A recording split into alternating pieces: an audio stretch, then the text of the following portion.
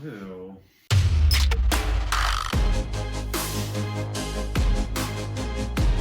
Sorry, I had hair. Yeah.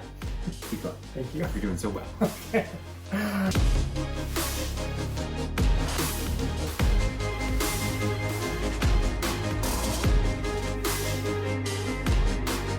think that's everything, so we'll see you guys next time. Bye, guys.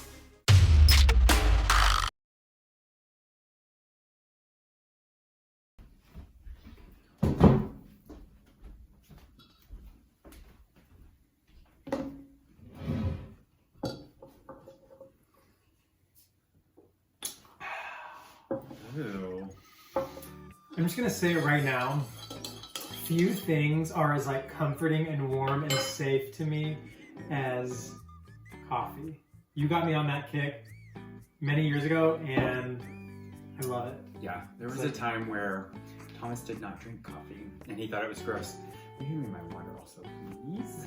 Well, why don't we get right to it then? Today, we thought it would be fun to do a Q&A. We receive so many questions, or we have received so many questions over the years, and a lot of times they're the same ones, so we thought we'd kind of clarify a few of those today, and hopefully shed some insight on our day-to-day life. Today's video is sponsored by our Regions Bank member FDIC. As you guys know, we came up with some words that we wanted to implement into 2021 to make sure that we were on the right track. One of those words was to simplify, which encompasses the other words that we also added in there, like minimize and organize. And there was one product in particular that really fit in nicely. That product is Green Print. We're going to talk about that later on in the video. But why don't we get started with the questions?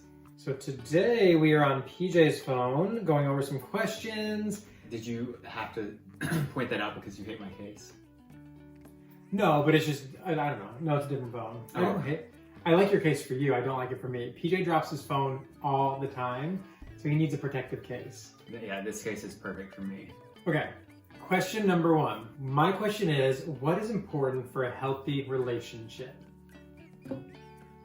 I feel like that is something that we both agree on now, but it was something that I had to learn in the beginning. Me too. For a very long time. What are you thinking? We'll say it on the count of three. 1, 2, 3. Communication. I was way worse at it than Thomas. Thomas grew up with his mom and brother and sister, and she was a great role model when it came to like teaching values and communicating your frustrations or your joy, like Your feelings. your feelings, yeah. All about feelings growing up. And I grew up in a family that kind of stuff was just not talked about. And so it would either get kept inside and then everybody would burst. And so that was definitely something that really changed my life in such a positive way, and that all came from you. But yeah, I think we both agree at this point that communication is the biggest. Yeah. You used to tell me all the time, I wish you would just communicate with me, especially in the beginning. But there's so many different types of communication, because even that's true, but even like as our relationship, you know, we're in it, and this will be the 11th year that we've been together, and like even when PJ's been so much better about communicating, but it's also you have to receive the communication a certain way. And while he has gotten so much better at communicating, I feel like I've actually probably regressed in receiving it, because he'll share his feelings, and if I don't like them or whatever, I'll like get defensive, and he's like, "Why are you getting defensive? I'm sharing I'm telling you how I feel." And so you have to share, you have to communicate, but you also have to receive those feelings in a positive or in just a healthy way. I think so. There's so many different facets that go into a healthy relationship. I think communication is probably the biggest. Yeah, I think saying that there are so many things in a relationship that have to constantly be worked on, but to dumb it down, communication would be definitely a priority, but there are so many things. So don't just think that if you have good communication, your relationship is going to be perfect, because nobody's is. Anyways, Is that the truth? good question. Moving on. Okay, like we mentioned, today's video is sponsored by Regions Bank member FDIC. We've been working with Regions for a couple of months now, and honestly, we just love everything that they represent. I feel like they are so committed to helping people achieve their financial goals, whatever it is that looks like for them. And whenever I say people, I mean all people, not just Regions customers, because they have products for Regions customers and non-Regions customers alike to get you to where you want to be financially. Today we're going to be talking about Greenprint.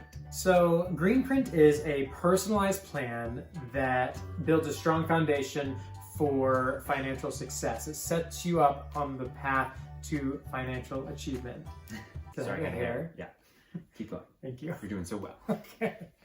Like I mentioned, Greenprint is available for Regions customers and non-Regions customers. Which I think is really awesome, because for a bank to offer service like that and not have to be a member of that bank, that's really such an awesome thing that they are doing. The first step is to schedule a Greenprint with a Regions banker. And then from there, you just tell them about your financial goals, kind of where you are right now, where you want to be. You know, you can bring in like bank statements, and you know, if you have a budget, you can provide that to them. So any type of information that you can provide, which I know, like I'm hearing myself talk about it, it's intimidating, and like talking about money is sometimes scary, especially to other people. But if you really want to get to a place financially where you feel more secure with your decisions and with your money, then Regions Greenprint is right for you. I know a lot of people, especially in the new year, one of their New Year's resolutions is always like to get right with their money and to come up with a budget. And this is where Regions Greenprint comes in. Yeah. When we sat down back in December of 2020 to kind of think about some of the words that we wanted to implement into the new year, one of the biggest ones was to simplify, and that was every aspect of our life. We felt like 2020 was a very stressful year, and we wanted to go into the new year and make sure that we were simplifying as many steps and processes when it came to everything in our life. One of those things is obviously our money and what we do with our money, how we spend our money, the bills that we have, some of the streaming services that maybe we're not using. You know, I think it's also somewhat empowering whenever you come up with a goal and a plan, and then you see yourself succeeding at that, and that motivates you to kind of want to keep going and to keep up with the progress. I think a lot of people just don't know where to begin when it comes to money. A lot of people don't even really pay attention to it as long as they have money in their account. I have family members who could definitely use this, and I will definitely be passing that on to them. I'm not going to name names. To find out more about Greenprint, about Regions Bank, and all of their products and services, you can check out the link in our description below. So I don't know, this is kind of a fun, kind of a different question. I kind of like this one. It says, how do you guys manage to avoid the imperfections and love each other? Any tips/advice, please?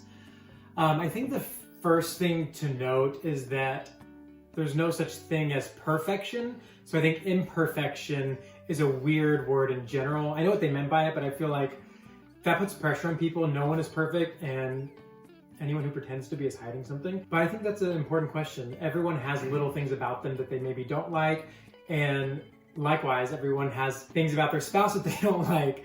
Like my coughing that I'm continuously doing throughout this video. I'm so sorry, you and you. But I think that just comes with like loving someone. I think that everyone has these things about them that they don't like, and it's about finding someone who will love you regardless, and not even love you in spite of, but love you because of those things. Because if you took those things away, it's like, could you imagine your life without those little annoyances every day? And I think that that's an important thing to know. When you love someone, those little things just aren't as important, I feel like. I think going along with that, it is also important for you yourself to know kind of the make or break things, so that going into a relationship, you know the types of things or the imperfections, if you will, that you're not okay with. And that way, you know, going into a relationship, I'm not going to change this person. This is who they are. And if these are the things that they're doing that I've already said in the back of my mind that I do not want to deal with, then obviously, you know, it may not be the relationship for you. So I think there's definitely nobody's perfect, and you're always going to find specific things about someone that you may feel is not compatible. And I think you yourself need to like know, is this a make or break, or is this something that I need to be a bigger person and work through that on my end. Thomas's cough, I love that. I've shared this before. He does that cough all day long, and Thomas saying that there are What cough? a lot of you guys have told him recommendations to get over that cough, and he does not do them. What are you talking about? That is one of the things that I have had to look over. Every relationship has those things. He hates how I drink anything because I gulp. He's like, can't you just do that? And now older brother does it too, and I look at him and I'm like, both of you need to stop it right now. Yeah, so there's that. I loved your answer. I thought that was beautiful. Oh, thank you. I'm serious.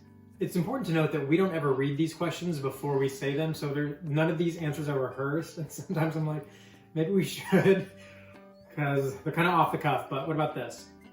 What are the things that you discuss the most? Discuss between us? I think so. That would be house stuff. Stuff and the kids. Now it's the kids. I think kids are probably number one. Talk about them all the time.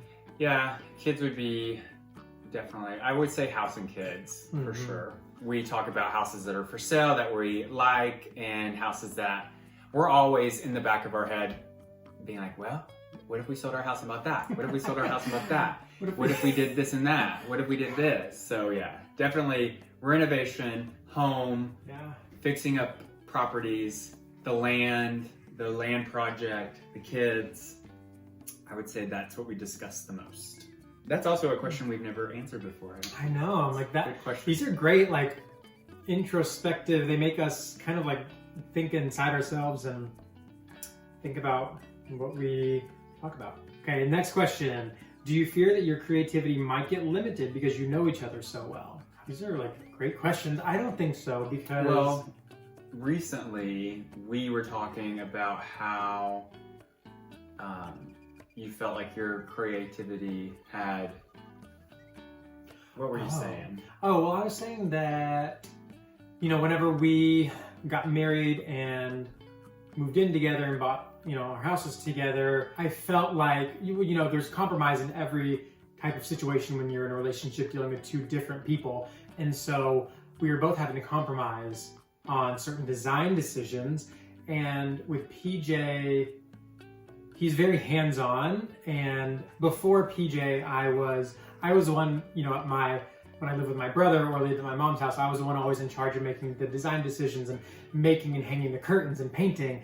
And then we, moved in and got married, and then suddenly I was sharing those things with PJ. Which I think part of the reason why I kind of took the lead in all of the design related stuff in the beginning was because I was already renovating properties and like doing rental properties.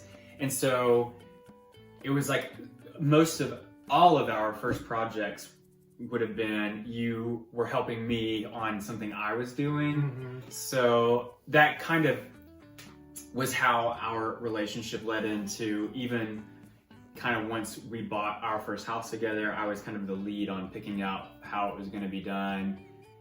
And then even on this house as well, I feel like I was the lead. And that's when we recently were talking, and I think that was the paintings or the drawings that you did there that you realized that you kind of missed that, which is why we came up with another word for 2021 of create for both of us. Yeah, because I just felt like I was kind of, the last like 4 to 5 years, I kind of lost that spark that I loved to do, and I felt like I always had to, I don't know, because we discuss every design decision that we make together, and I felt like I always had to, and this was all just me, the pressure I put on myself, like discuss it with PJ before, doing something, instead of just doing it because I wanted to. And so lately, the last couple months, I've been like, drawing art or like hanging curtains in the office like you guys saw. Another thing that you have taken over is he edits all of the YouTube videos now. And I just watch them once he's finished, then I watch them and we'll sit through and watch it together. Yeah, fine tune them. But I feel like that's another thing that you've really enjoyed. Yeah. And if you watch our videos back, when did you take that over? I think in like March or April of last year, like right when the pandemic first started. If you watch our videos before that, completely different feel.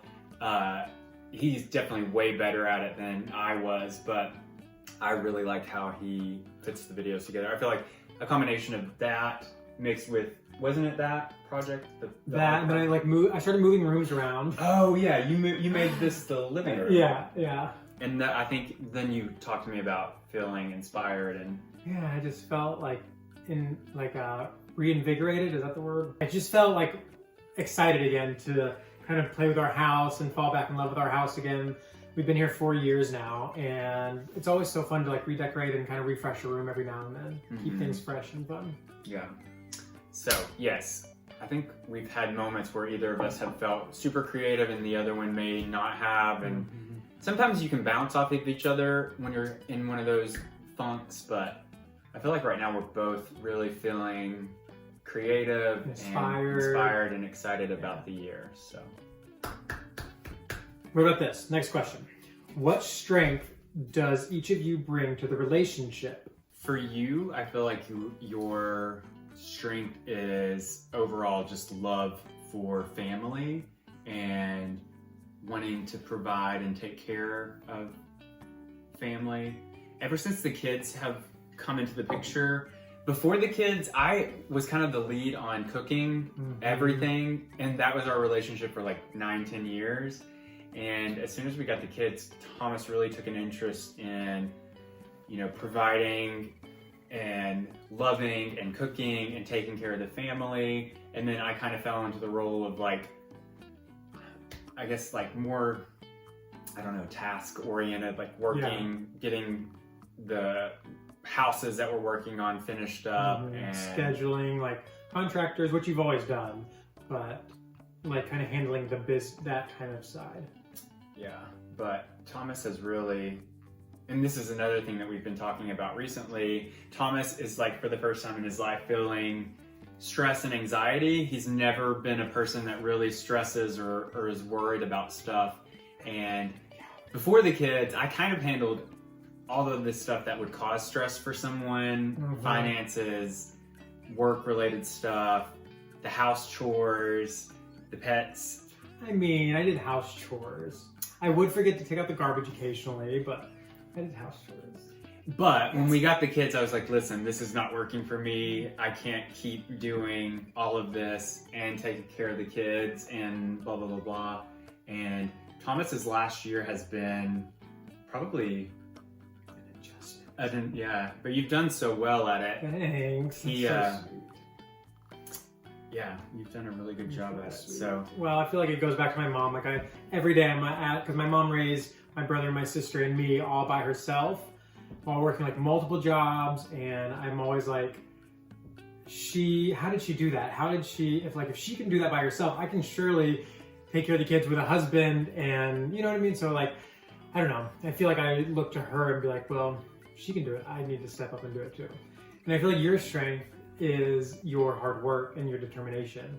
Like we receive comments all the time on here and on Instagram where people are like, where does PJ find the energy and the time to do everything that he does?